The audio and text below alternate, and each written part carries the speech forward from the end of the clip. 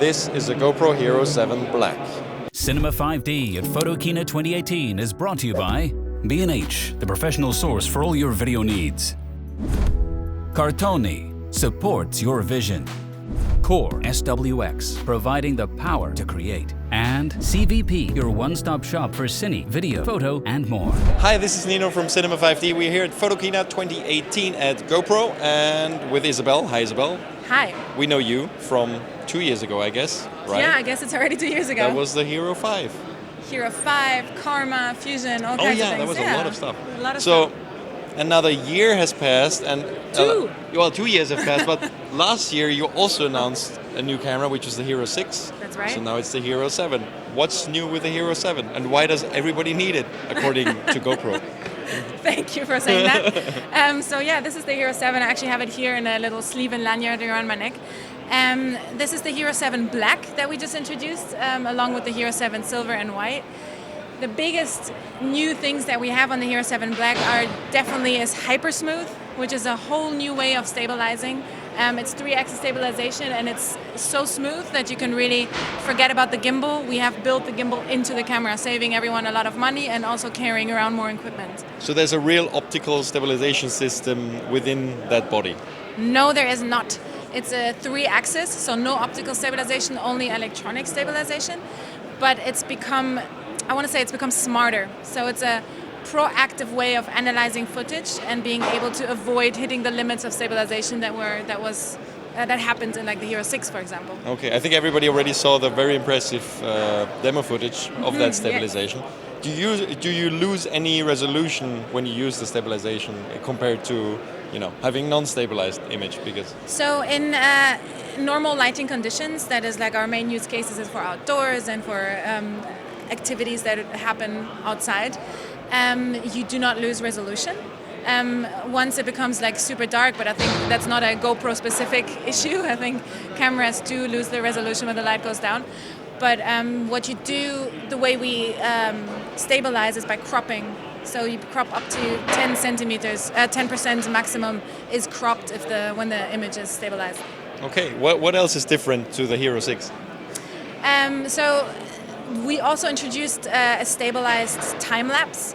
We call it TimeWarp, and it really makes sure that when you have an activity that lasts a little bit longer, like let's say you go for a hike or a long cycling ride, you can make it look really exciting. So like a hyperlapse, like a moving time lapse? Yeah, okay. Like a moving time lapse that it's very stabilized, so it looks crazy. And this is. We introduced all of these things because we asked people, like, what is it that you really need?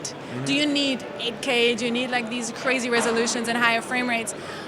And we realized that the way that people are using our camera is that it would help them more if we introduced new ways to create amazing footage with what was already there and just make it easier, just on every step of the way to when you shoot something to make sure that what comes out is incredible. So it's a little bit back to the roots for GoPro, yeah, right? For sure. It's closer to action sports again, closer to using it outdoors with activity mostly. Well, I don't know if it's necessarily action sports. Like even, especially the TimeWarp that we just talked about, is especially suited for something that's not as high impact action. Like if you just do one crazy backflip on a snowboard, you might want to film the whole thing, but if you're going for a hike or a cycle around town, then TimeWarp also makes that look amazing. So it doesn't necessarily have to be like incredibly action-packed. So you still have 3 different versions of there's the white and the silver. Where are the differences to the black? So there's a whole bunch. Let me just start. On one of the bigger ones that kind of is the root cause for all the others, I would say, is that in the Hero 7 Black we have the GP1 chip, our proprietary chip, that allows us a lot more to introduce a lot more strength and capability in this camera.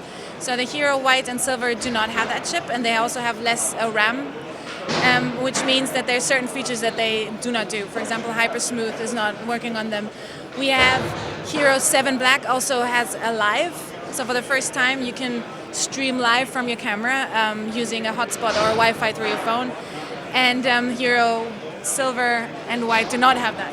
Now from a hardware standpoint, the White and Silver do not have a removable battery. They don't have a removable lens, and these are all things that we did because we had one goal in mind, that with the White and Silver we wanted to make cameras that are very easy to use, not to overcomplicate things for people. When we looked at how the cameras are used, we saw that a lot of people never change the factory settings on their camera once they use it. And that kind of told us, wow, maybe we're just putting too much stuff in some of these camera models, and people just want to, push the button and then it films something nice, and it looks good when it comes out in the end. And that's kind of what the white is like. That's what it's for. It's an entry-level, easy, still awesome footage, awesome output, but just nothing there to overcomplicate things. In the past, I noticed that very often the old Hero Black turned into the silver model with the newer generation. This doesn't seem to be the case anymore. Is that right?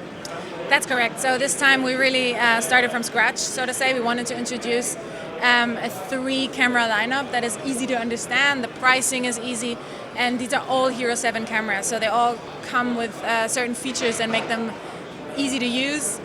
They're the same rugged quality. The image quality in the end is amazing. And we have that lineup of 3 new cameras this time around. Okay. Field of view, what is it? Is it different from the past GoPros? Do you have the same field of view, and is it different among the 3 cameras? The field of view is the same on all 3, and it's also the same as before. Yeah. And what's the sensor size? We talked about this before. We talked about this. It's 1/2 of an inch is our sensor size. Yay! It's hard to say. Yeah. So it's still small, but yeah, of course. I mean, we want everything to be in focus with action cameras most of the time. Exactly.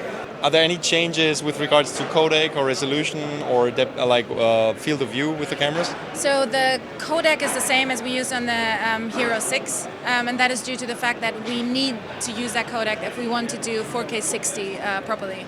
Okay, so it's still H.265, which is very up to date anyway. Correct. Yeah. Okay. Cool. Last but not least, where do you see GoPros in the future? I mean, of course, you guys didn't have an easy time recently. Also, a lot of phone cameras are getting better all the time. GoPros, when they first came out, were a revolution in a sense that tiny camera with very high quality that you can put anywhere.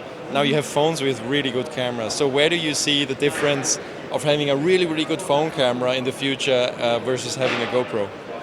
I still feel that, so we went back to our roots, as you said before, right, with this camera lineup, and we kind of want to go back to doing what we can do best, and that is just create these super rugged storytelling devices, we almost call them, just to be able to empower people to tell their stories in the best way possible.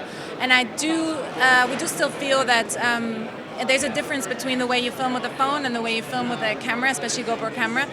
The one is more of a reactive filming almost. Like if you have a situation right in front of you and you're like, oh, there's a cute puppy, then you pull out your phone and you take a photo of it. With the GoPro, it's more of like, hey, I'm going to a hike today and I'm going to a bike park, I'm experiencing something underwater. And then people go like, I'm going to take my GoPro to that and I want to share that story that I'm going to experience today. So I think there's still a little bit of a difference of the way that people film. And we don't see cell phones as like an enemy, so to say. Yeah. We're creating a lot of technologies that make sure that our cameras work perfectly in conjunction with the cell phones. We have software, editing software that automatically, with quick stories, offloads onto the phone and creates edits to cut to music immediately without even doing anything. So we want to work together with phones to give the customer the best storytelling experience. Yeah, makes a lot of sense. And I also think that phones keep getting bigger now, which actually makes them less usable for action sports, to be honest. But yeah, that's just me. Yeah, and I've shredded so many phones, I would be worried because it has my life on there. It has like my emails and my contacts, and I would be worried taking that into the pool or going downhill mountain biking. Yeah. It's just... So you don't have any plans to put apps on the GoPro, right? I don't know. Yeah, not you yet. never know. All right, thank you, Isabel. Thank you. And thanks everybody for watching. Stay tuned to Cinema 5D for more news from Photokina 2018, and please subscribe to our YouTube channel.